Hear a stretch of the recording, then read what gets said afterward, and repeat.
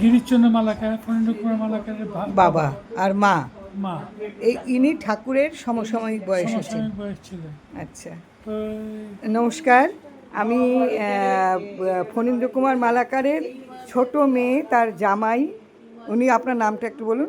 বিমল মালাকার। বিমল মালাকার। ওনার কাছ থেকে একটু ঠাকুরের প্রসঙ্গ একটু শুনি, বলুন।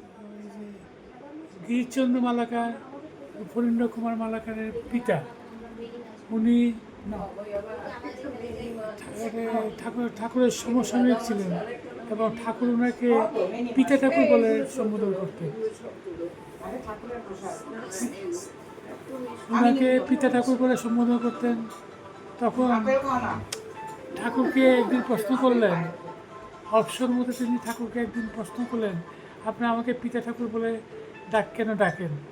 তার উত্তরে ঠাকুর বললেন, আমাদের পূর্বজন্মে পিতা এবং পুত্রের সম্বন্ধ ছিল, সেই সম্বন্ধ বলে আমি এখনও আপনাকে পিতা ঠাকুর বলে সম্বোধন করি।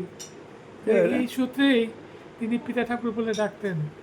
পিতা এবং পুত্রের যে সম্বন্ধ, সেই সম্বন্ধটা এখনো পর্যন্ত অধরাই থেকে গেল এবং ঠাকুর যতদিন ছিলেন ওনাকে পিতা ঠাকুর বলে সম্বোধন করতেন।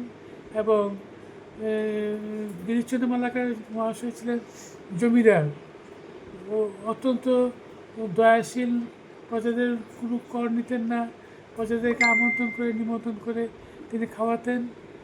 এইভাবে তিনি প্রজা বৎসল হয়ে উঠেছিলেন এবং ঠাকুরও ওনাকে মনে প্রাণে ভালোবাসতেন।